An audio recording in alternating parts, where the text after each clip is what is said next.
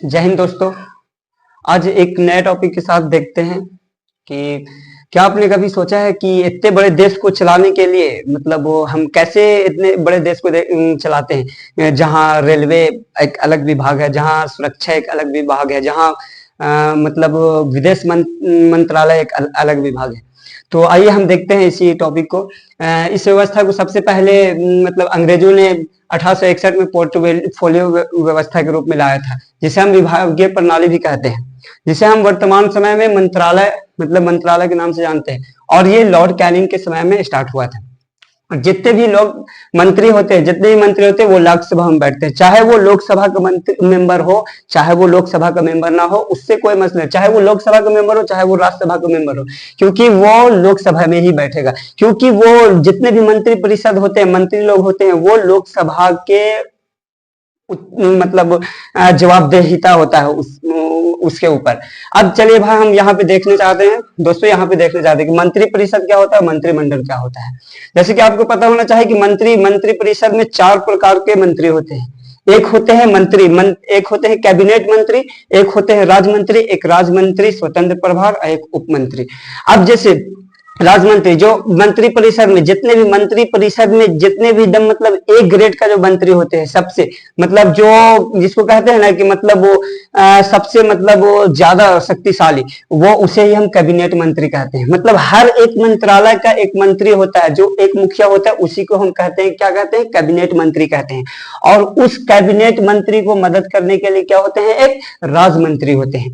फिर उस राज्य मंत्री को मदद करने के लिए क्या होते हैं, एक उप मंत्री होते हैं। अब ये क्या राज्य मंत्री का मदद करने के लिए आते हैं राज्य मंत्री स्वतंत्र प्रभार? नहीं। तो ये राज्य मंत्री क्या होते हैं और राज्य मंत्री स्वतंत्र प्रभार क्या होते हैं, इसमें थोड़ा समझना हमको है कि अब देखो, जैसे कैबिनेट मंत्री तो एक वो मंत्रालय का एकदम हेड होता है, सर्वोपरि जिसको बोलते हैं, एकदम हेड बोलते हैं।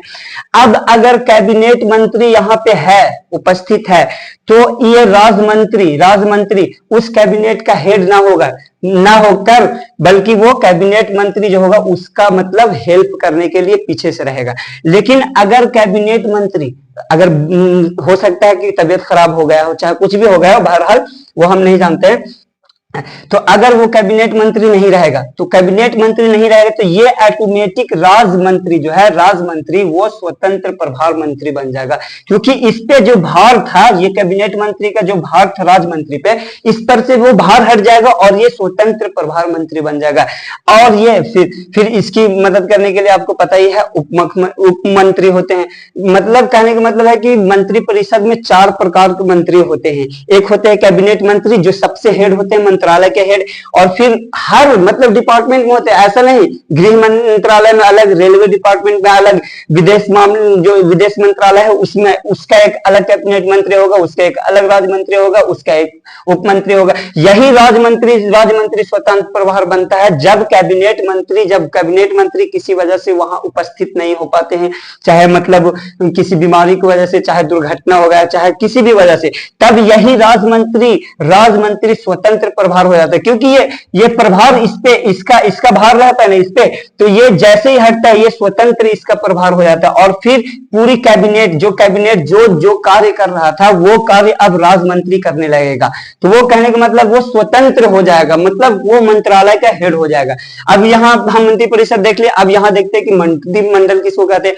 अब मंत्रिमंडल, अब हाँ, और एक बात और थोड़ा समझ लीजिए कि मंत्री जो परिषद होते हैं, जितने भी मंत्री इसमें होते हैं, उसका मुखिया कौन होता है, पीएम होता है। यानी कह सकते हैं कि मंत्री परिषद का सबसे हेड इंसान कौन होता है, पीएम। और पूरे मंत्री परिषद पीएम के इशारा पे ही चलता है। पीएम अगर चाहेगा तो मंत्री परिषद को भंग भी कर सकता है, ठीक है, लोकसभा के चुनाव से पहले भी, ये इसके ऊपर डिपेंड करता है। और फिर अब यहां आते हैं हम मंत्रिमंडल पे कि मंत्रिमंडल क्या होता है। मंत्रिमंडल कुछ भी नहीं होता, यहां से जो एक ग्रेड का मंत्री होते हैं, सबसे यूनिक जो मंत्री होते हैं, वो मंत्री यहां से छटाकर जो यहां आता है उसी को मंत्रिमंडल कहते हैं।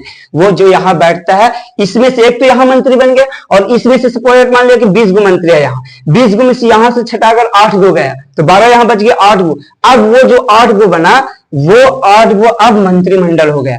अब मंत्रिमंडल में एक ग्रेड का लगभग सब कैबिनेट मंत्री बैठेंगे, कैबिनेट मंत्री हम सारे के सारे आ जाएंगे, विभाग का जो हेड रहेंगे वहां। अब इसमें कौन आ जाएंगे, राज्य मंत्री स्वतंत्र प्रभार भी आ जाएंगे। क्यों आ गए राज्य मंत्री स्वतंत्र प्रभार? क्योंकि राज्य मंत्री स्वतंत्र प्रभार कब हुआ, ये राज्य मंत्री स्वतंत्र प्रभार कब हुआ, जब कैबिनेट मंत्री किसी कारण बस उपस्थित नहीं हो सका, यानी अब अनुपस्थित रहा, तो ये राज्य मंत्री स्वतंत्र प्रभार हो जाएगा। ये स्वतंत्र प्रभार होने का मतलब कि कैबिनेट मंत्री के जैसे उसके पास पावर आ गया ना, तो ये कैबिनेट मंत्री इसलिए यहाँ ये यहाँ भी बैठ सकता है, यहाँ भी बैठ सकता है। अब क्या, अब जैसे आपको पता होना चाहिए कि मंत्रिमंडल में जैसे मंत्रिपरिषद में 4 प्रकार के मंत्री बैठते हैं, कैबिनेट भी बैठते हैं, आ जाते हैं, उसमें राज्य मंत्री भी आ जाता है, उप मंत्री भी आ जाता है, राज्य मंत्री स्वतंत्र प्रभार भी मतलब आ जाता है। लेकिन इसमें सिर्फ कैबिनेट मंत्री आते हैं और राज्य मंत्री स्वतंत्र प्रभार होते हैं। कहने का मतलब है कि जो A ग्रेड का मंत्री होता है वही सिर्फ यहाँ बैठता है।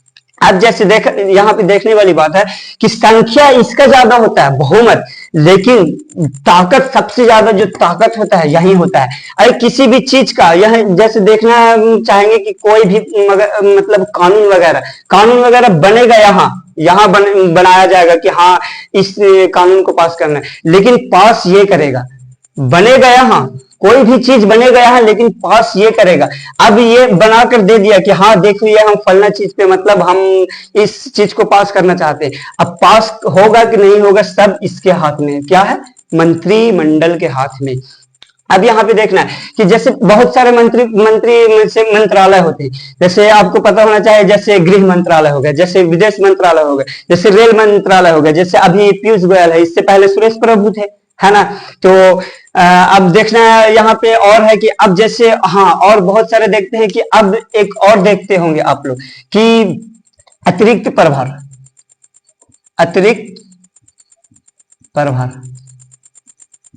अब ये अतिरिक्त प्रभार क्या होता है? अब ये अतिरिक्त प्रभार को समझना है कि ये अतिरिक्त प्रभार क्या होता है।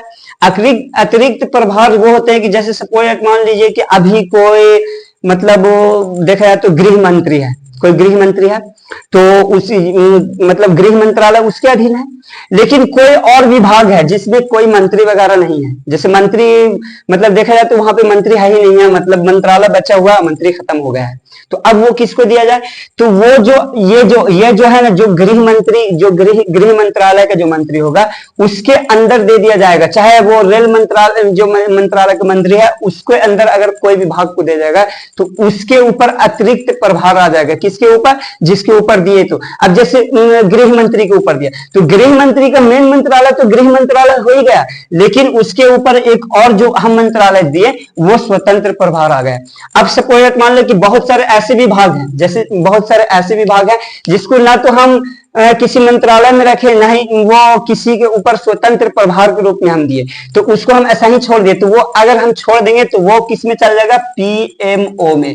ये पीएमओ में ऑटोमेटिक चल जाएगा, क्योंकि यहाँ पता है जैसे कि सबसे फास्ट यहाँ काम होते हैं, कहा कि यहाँ पे पीएमओ है, पीएम का मतलब वहां पे अधिकारी वगैरह बहुत एक्टिव वहां पे रहना होता है। जैसे भारत का परमाणु मंत्रालय हो गया, और फिर इसरो हो गया, ये सब हो गया, फिर अंतरिक्ष अनुसंधान केंद्र हो गया, ये सब जितने भी होते हैं ये सब पीएमओ के अंदर होते हैं। किसके अंदर होते हैं? तो पीएमओ के अंदर होते हैं। जैसे आशा करते हूँ दोस्त कि ये आप लोग को समझ में आ गया है कि मंत्री परिषद क्या होते हैं, मंत्रिमंडल क्या होते हैं। मंत्री परिषद बड़ा जरूर होते हैं और ये छोटा है, लेकिन ताकत में देखा जाए तो मंत्रिमंडल मंत्री परिषद से बहुत ज्यादा ताकतवर होते हैं, है ना। कि मतलब आप लोग न्यूज में मतलब वगैरह सुनते रहते होंगे भी कि मंत्रिमंडल के बैठक में ये डिसाइड किया गया, ये मतलब वो कहने का मतलब है कि यह निर्णय लिया गया मंत्रिमंडल के तमाम सदस्यों के द्वारा। और फिर यहाँ भी मंत्रिमंडल का जो मुखिया होता है वो भी पीएम ही होता है, क्योंकि कहने का मतलब है कि अंतिम निर्णय यहाँ भी किसका ही होता है? मुखिया ही का होता है। ठीक है मेरे दोस्तों, मैं आशा करता हूँ कि आप लोगों को फिर मतलब ये वीडियो समझ में आया होगा।